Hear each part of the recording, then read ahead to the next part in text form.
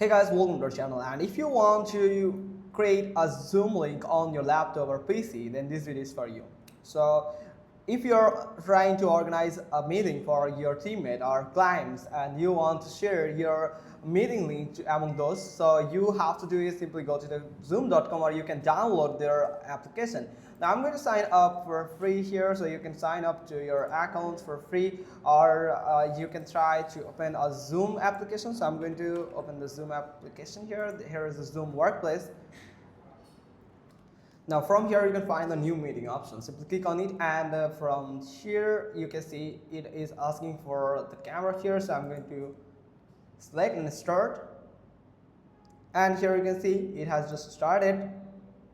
Now you can do is simply click on this three dot button here, and you can find some options where you can organize your team perfectly.